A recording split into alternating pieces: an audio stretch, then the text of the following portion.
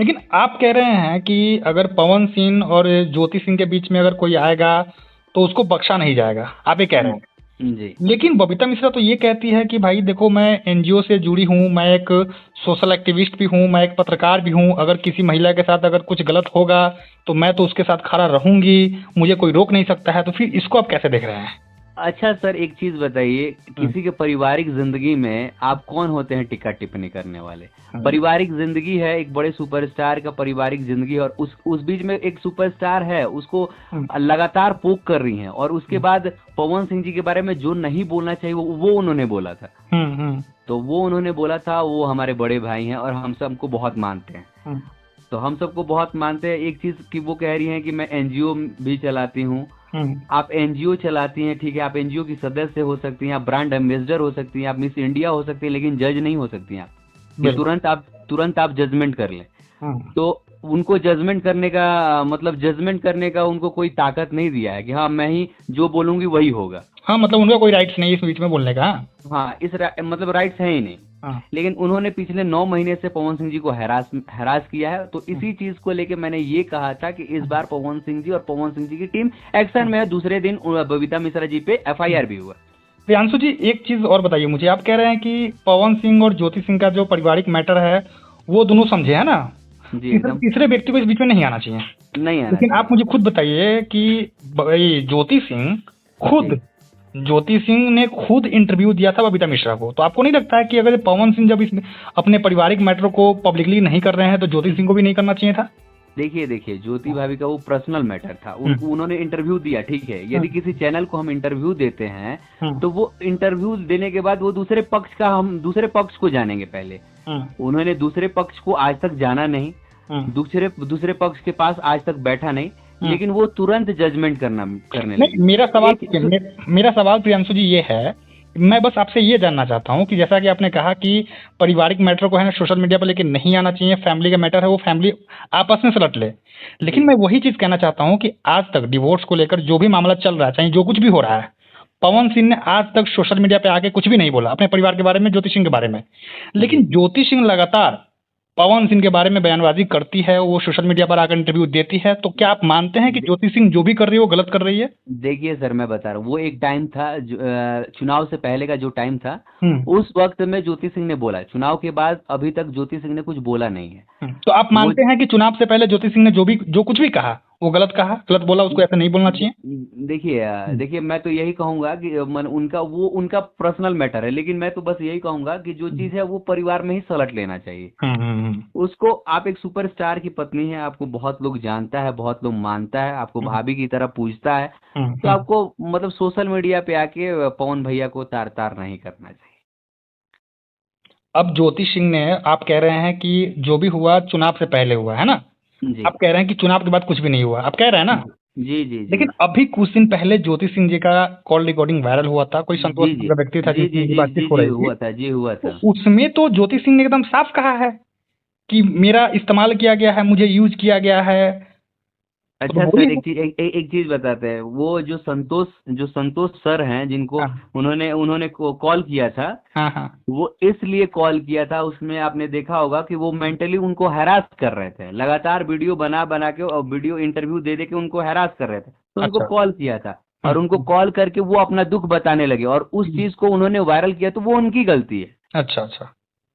वो उनकी गलती तो है, लेकिन प्रियांशु जी आप मुझे ये बताइए कि कॉल रिकॉर्डिंग जो वायरल हुआ वो किसके तरफ से किया गया? ज्योति सिंह जी की तरफ से किया गया या फिर वो संतोष सिंह की तरफ से किया गया? नहीं नहीं, वो संतोष एक हैं, तथाकथित सर हैं, संतोष सर म्यूजिक डायरेक्टर हैं पटना के। आज तक उनका कोई गाना मैंने सुना नहीं है, अच्छा, लेकिन अच्छा, वो उनको बहुत लोगों ने पवन सिंह का करीबी बता दिया, लेकिन वो कोई करीबी उरीबी नहीं है। अच्छा, हाँ, तो ऐसा चीज है कि वो ज्योति भाभी ने नहीं किया है, वो संतोष सर जो है उन्होंने ही किया है। अच्छा। तो फिर मतलब आप लोगों के द्वारा कोई एक्शन उनके ऊपर? उनके ऊपर एफआईआर बहुत जल्द किया जाएगा। अच्छा, अब तक नहीं हुआ है? अब तक हुआ नहीं है, लेकिन अन्य रूप में उनका भी नाम डाल दिया गया है। अच्छा। जी। अच्छा प्रियांशु जी, आप मुझे ये बताइए कि आपको क्या लगता है कि जिस तरीके से बबीता मिश्रा लगातार पवन सिंह पर बयानबाजी कर रही है, जी। उससे पवन सिंह का इमेज डाउन हो रहा है?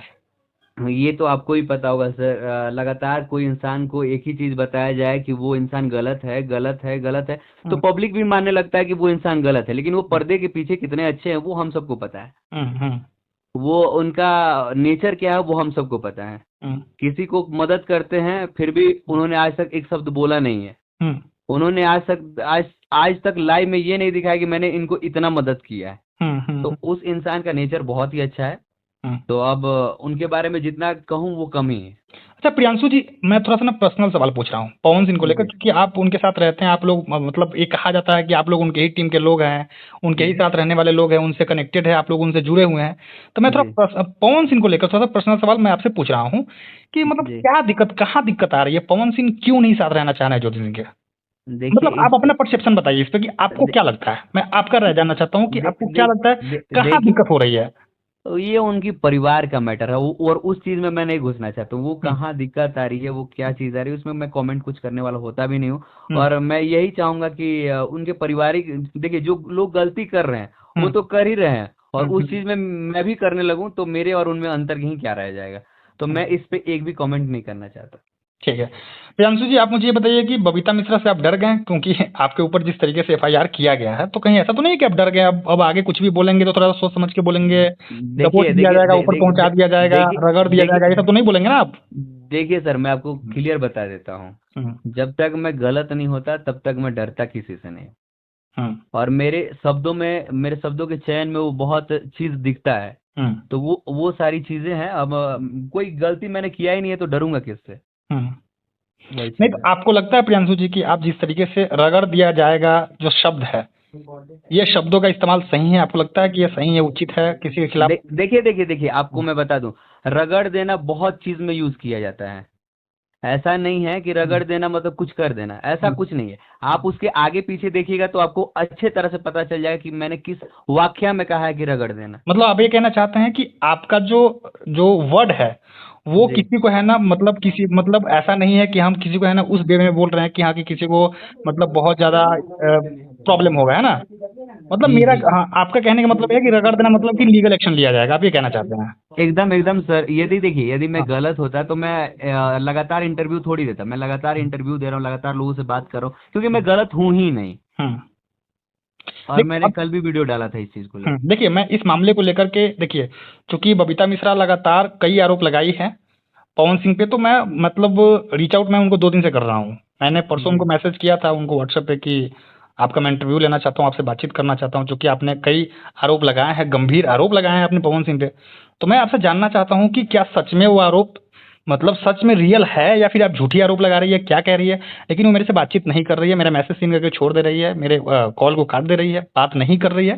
हालांकि मैं किसी ने, तो सोचिए सर, आपकी बातों को देख के, आपके मैसेज को देख के अनदेखा कर रही हैं, तो इसी से पता चलता है कि वो कुछ सच नहीं बोल रही है। वो जितना भी चीज बोल रही है सब मनगढ़ंत कहानी है कि मेरे पास लोग आए, मुझे कट्टा से ये किया वो किया, ये सारा हाँ, वो चीज कह रही है कि मनगढ़ंत है। कनपट्टी पे दो लोगों ने हाँ मेरे कनपट्टी पे है ना कट्टा, वो पिस्टल लगाया था, वो कह रहा था कि पवन सिंह और ज्योति सिंह के मैटर से तुम साइड हो जाओ, इस बीच में तुमको नहीं कुछ बोलना है। ये सब तो आरोप लगा रही थी। पवन सिंह भोजपुरी के सुपरस्टार हैं, भोजपुरी के लोग उनसे सीखते हैं, वो गुंडे नहीं है। हम्म। तो अच्छा, आपको उन्होंने क्या लगता है प्रियांशु जी, आपको क्या लगता है बबीता मिश्रा पवन सिंह का नाम लेकर फेमस होना चाहती है क्या? पिछले 9 महीना से देशवा न्यूज को बिहार यूपी में बहुत कम लोग जानते थे। हाँ हाँ। लेकिन जो 9 महीने में पवन सिंह और ज्योति सिंह के मैटर में आने के बाद जो टीआरपी बढ़ी है देशवा न्यूज की, हम्म वो सब कोई जानता है। और देशवा न्यूज की बढ़ी हो या ना बढ़ी हो, हम्म। बबीता बबीता मिश्रा। मिश्रा की टीआरपी बढ़ी है। अच्छा, क्या क्या हिदायत देना चाहेंगे आप बबीता मिश्रा को, कुछ कहना दे, चाहेंगे, कोई मैसेज देना दे, चाहेंगे आप? देखिए सर, मैं कुछ मैसेज नहीं देना चाहता, वो भी बड़ी हैं और उनको भी समझदारी होनी चाहिए कि ये किसको किसके लिए क्या बोलना है। हम्म आप सुपरस्टार को लगातार हरास कर रही हैं, हम्म सुपरस्टार को लगातार कुछ भी बोल देनी है, हम्म। तो नहीं बोलना चाहिए उनको। बस यही कहूंगा कि अच्छा शब्द का चयन करिए और किसी सुपरस्टार को हम्म। जो मन में आए वो नहीं बोलना चाहिए। बिल्कुल ठीक है, आपकी बात से मैं सहमत हूँ। चलिए प्रियांशु जी, बस मेरा यही सवाल था, और इन सवालों का जवाब आपने दिया, इसके लिए आपको बहुत बहुत दिल से शुक्रिया। बहुत बहुत धन्यवाद कि आपने मेरा फ़ोन उठाया, कॉल रिसीव किया और मेरे सवालों का जवाब दिया। आगे कुछ पूछना चाहते हैं मेरे से आप? नहीं नहीं सर, थैंक यू। आपने मेरे को लायक समझा कि आपने मेरे को कॉल पे अपने रखा और